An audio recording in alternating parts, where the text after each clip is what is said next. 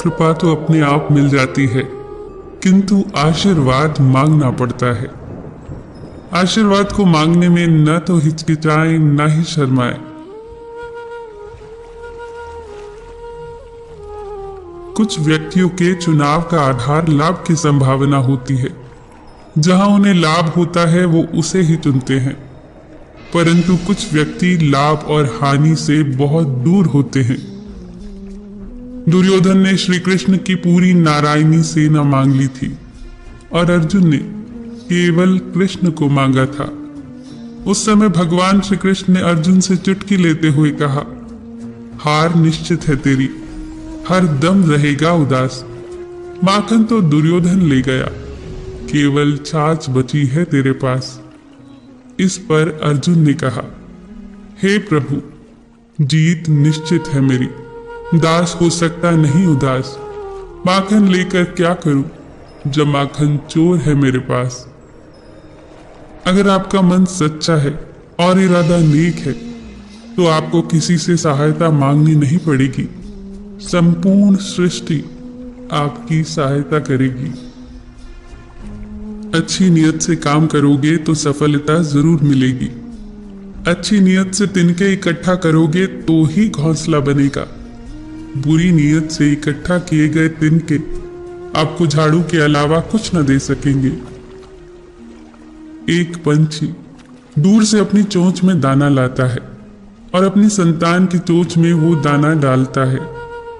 जब उसकी संतान के पंख आ जाते हैं तो वो पंछी उन्हें उड़ना सिखाता है, और जब वो उड़ना सीख जाते हैं तो पंछी उन्हें स्वतंत्र कर देता है खुले आकाश में उड़ने के लिए। ये है प्रेम। हम इंसान भले ही अपनी संतान को पंछियों की तरह प्रेम से संभालते हैं, जीवन जीने की कला सिखाते हैं, उन्हें संस्कार देते हैं, पर हम उन्हें स्वतंत्र नहीं कर पाते क्योंकि हम मोह से बंधे होते हैं। मोह और प्रेम में क्या अंतर होता है, यह हमें पंछियों से सीखना चाहिए। 20 वर्ष की आयु में व्यक्ति का जो चेहरा होता है वह प्रकृति की देन है। 30 वर्ष की आयु का चेहरा प्रकृति के उतार चढ़ाव की देन है, लेकिन 50 वर्ष की आयु का चेहरा व्यक्ति की अपनी कमाई होता है। ये कमाई है हमारे अनुभवों की जो हमें परिपक्व बनाती है। अगर उपवास करने से भगवान खुश होते तो इस दुनिया के वो गरीब जिन्हें कई दिनों तक खाने को कुछ नहीं मिलता सबसे सुखी होते। उपवास सिर्फ अन्न का ही नहीं, दूषित विचारों का भी करिए। ईश्वर की बनाई ये सृष्टि बेशकीमती खजानों से भरी है, पर चौकीदार एक भी नहीं। व्यवस्था इतनी खूबसूरत कि दुनिया में अरबों व्यक्तियों का आवागमन हर साल होता है, परंतु यहां से कोई एक तीली तक नहीं ले जा सकता। एक बड़ा एक बच्चे से 4 चीजें सीख सकता है।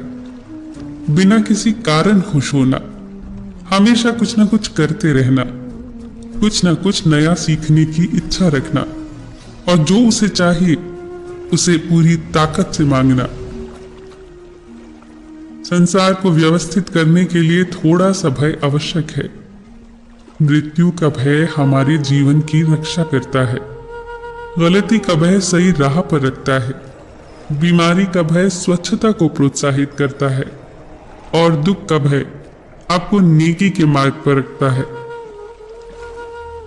चंद्रमा जब पूर्ण होता है तभी उसका आकार घटना आरंभ हो जाता है। अर्थात पूनम का चांद ये संदेश भी है कि चंद्रमा का आकार अब घटेगा।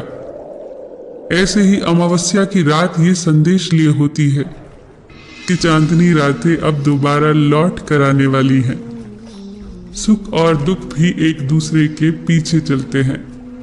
जिस प्रकार मौसम में परिवर्तन आता है उसी प्रकार सुख और दुख भी आते जाते रहते हैं।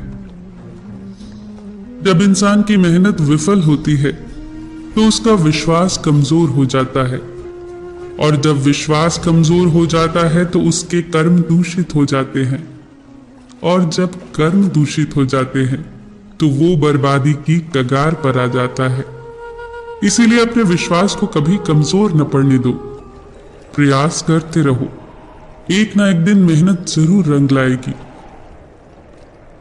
बचपन में समय होता है, शक्ति होती है, पर पैसा नहीं होता।